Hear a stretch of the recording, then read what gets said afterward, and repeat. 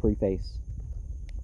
To the reader, as many false reports have been circulated respecting the following work, and also many unlawful measures taken by evil designing persons to destroy me, and also the work, I would inform you that I translated by the gift and power of God, and caused to be written 116 pages, the which I took from the book of Lehi, which was an account abridged from the plates of Lehi by the hand of Mormon, which said account some person or persons have stolen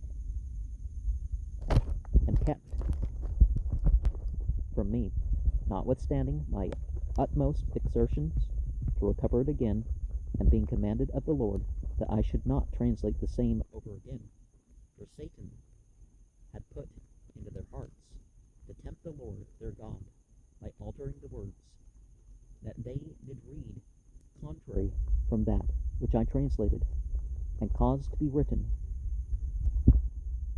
And if I should bring forth the same words again, or, in other words, if I should translate the same over again, they would stir up the hearts of this generation, that they might not receive this work. But, behold, the Lord said unto me, I will not suffer that Satan shall accomplish his evil design in this thing. Therefore thou shalt translate from the plates of Nephi, until ye come to that which ye have translated, which ye have retained. And, behold, ye shall publish it as the record of Nephi, and thus I will confound those who have altered my words. I will not suffer that they shall destroy my work. Yea, I will show unto them that my wisdom is greater than the cunning of the devil. Wherefore, be obedient unto the commandments of God. I have, through his grace and mercy, accomplished that which he hath commanded me respecting this thing. I would also inform you that the place of which hath been spoken were found in the township of Manchester, Ontario County, New York, the author. And it is said that that manuscript and some of the sealed portions would be brought forth again. Now, the idea that God gives somebody the gift of translation through looking at seer stones in a hat would have been harder for people to grasp than the idea that somebody says, oh, I didn't change this, that, they wrote their own version of the text, right? And that is not included, and the other is, what's to follow was not included. Northern District of New York, to wit, be it remembered that on the 11th day of June in the 53rd year of the independence of the United States of America, A.D. 1829, Joseph Smith, Jr. of the said district hath deposited in this office the title of a book,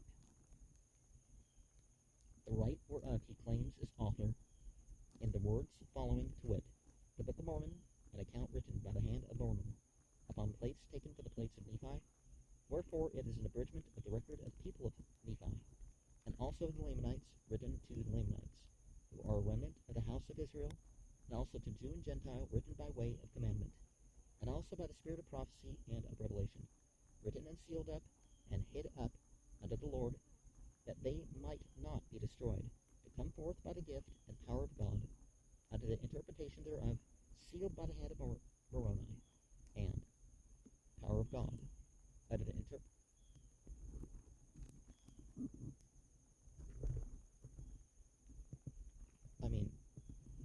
sealed by the hand of Moroni, and hid up unto the Lord, to come forth in due time by the way of the Gentile, the interpretation thereof by the gift of God, an abridgment taken from the book of Ether, also which is a record of the people of Jared, which were scattered at the time the Lord confounded the language of the people, when they were building a tower to get to heaven, which is to show unto the remnant of the house Israel, how great things the Lord hath done for the fathers, and that they may know the covenants of the Lord, that they are not cast off forever, and also to the convincing of the Jew and the Gentile, that Jesus is the Christ, the eternal God, manifesting himself unto all nations.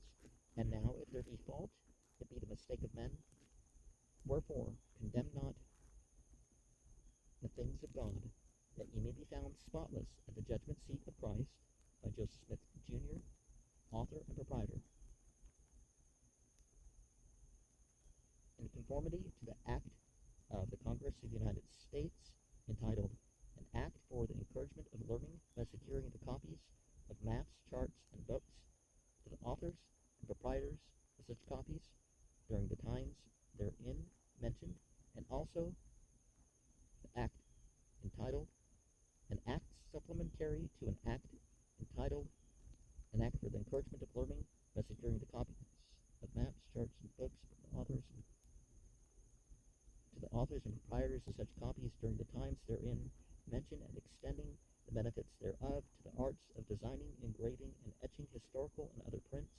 R. Lansing, clerk of the Northern District of New York. And one solid point we have there that people should really look at is that we need to distinguish religion from people. And we need to distinguish the transmission of religion from the revelation in most cases. I mean, because, before the Quran, we don't really have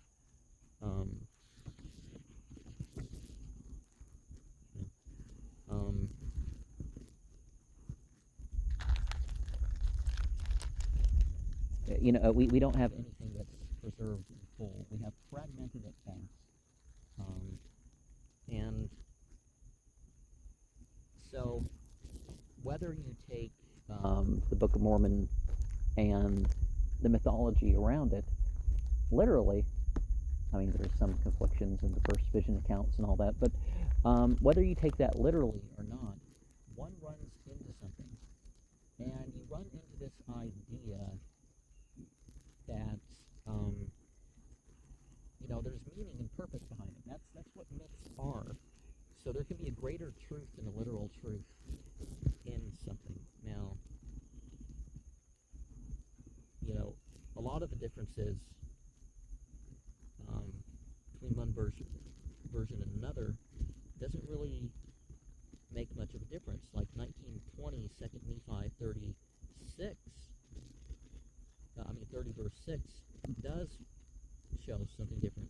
It was changed from white to pure, because the idea that people were better than people just because they were white, that, as much as the Klan was at its peak power back then, the Ku Klux Klan was at its peak power back then, among the church people, they were getting into those Bible verses where they were like, man, woman, slave, free,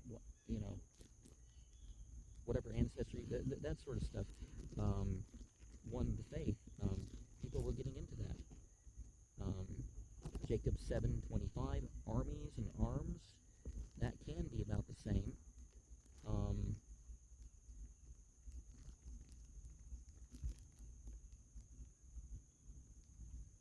Mormon 6:15, deserted.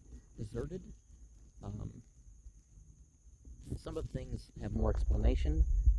3 Nephi 3:23, Zarahemla, 1920 and 1981 is the second of whatever I say.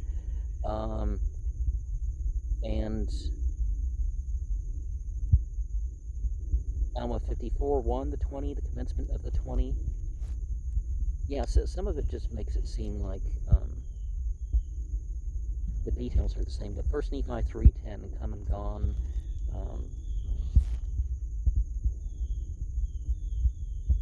And of course, there's manuscript evidence that proves that some of these changes have been made. In 1964, there was some changes too, and the changes are nowhere near numerous as the thousands if you ignore the page formatting stuff.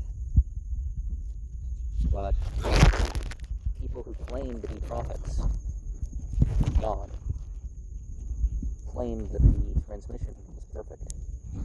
So that's something that a person should consider.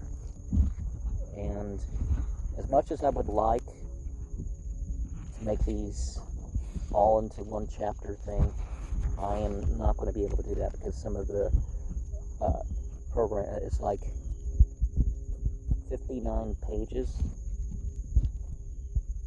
That's going to take hours. So the first book of Nephi and some of them will be in single